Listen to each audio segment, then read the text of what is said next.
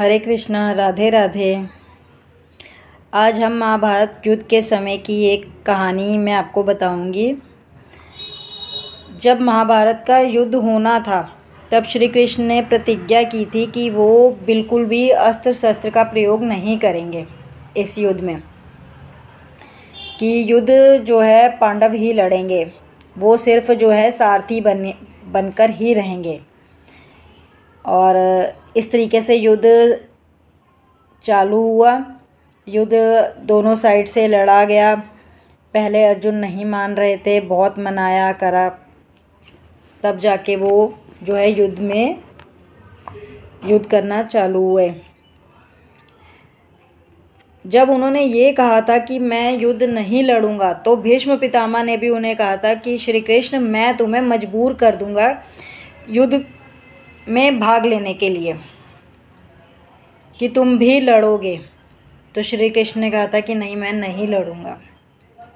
ऐसे करते करते युद्ध होते होते 9 दिन हो चुके थे। 9वें दिन तक जो है पांडवों की बहुत हद तक सेना जो थी मारी गई थी। अब श्री कृष्ण को बहुत दुख हो रहा था देख के कि बहुत हद तक जो है पांडवों की सेना मारी गई है। इस तरीके से तो पांडव जो है युद्ध हार जाएंगे। तो श्री कृष्ण ने अर्जुन से कहा कि अर्जुन, तुम भीष्म पितामह को मारो। तो उन्होंने कहा, नहीं प्रभु, वो मेरे आदरणीय हैं, मैं उन्हें कैसे मार सकता हूँ। तो उन्होंने फिर कहा कि नहीं अर्जुन, तुम उन्हें मारो। अर्जुन फिर नहीं माने। श्री कृष्ण को बहुत गुस्सा आया। उन्होंने कहा ठीक है, अब मैं भीष्म पितामह को मारूंगा। और वो रथ से उतरकर भीष्म पितामह की तरफ दौड़ पड़े। अब ये सब देख के अर्जुन तो घबरा गए और वो भी पीछे पीछे श्री कृष्ण के भागे और फटाफट उनको पकड़ लिया, उनके पैरों में गिर गए और बोले कि प्रभु नहीं, आपने प्रतिज्ञा की थी कि आप बिल्कुल भी युद्ध नहीं करोगे, तो आप बिल्कुल भी युद्ध मत करिए, मैं लड़ूंगा, मैं मारूंगा। तब श्री कृष्ण थोड़ा सा खुश हुए और बोले कि ठीक है, तुम युद्ध अब लड़ो, अब तुम मारो भीष्म पितामह को। तो इससे हमें क्या पता चलता है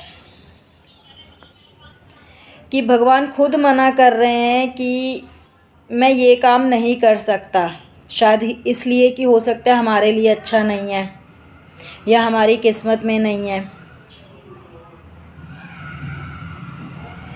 जब श्री कृष्ण अपनी ली हुई प्रतिज्ञा उस वक्त तोड़ सकते थे, तो वो आज भी तोड़ सकते हैं। भगवान तो खुद कहते हैं कि तुम मुझे झुठलाओ कि मैं झूठा हूँ, मैं अपनी बात पे नहीं रहा, पर तुम कुछ करो तो सही, अपनी बात मनवाने के लिए अपने एफर्ट्स तो लगाओ। भगवान तो खुद चाहते हैं, लेकिन हम स्टार्टिंग में ही हार मान जाते हैं। तो हमें भी भीष्म पितामह की तरह लगे रहना है भगवान के आगे, अपनी झोली फैला के कि नहीं, हमारी इस बात को पूरा करो, हमारे इस काम को पूरा करो। भगवान खुद तुम्हारे पीछे पीछे आएंगे चल के हमारे कामों को पूरा करने के लिए।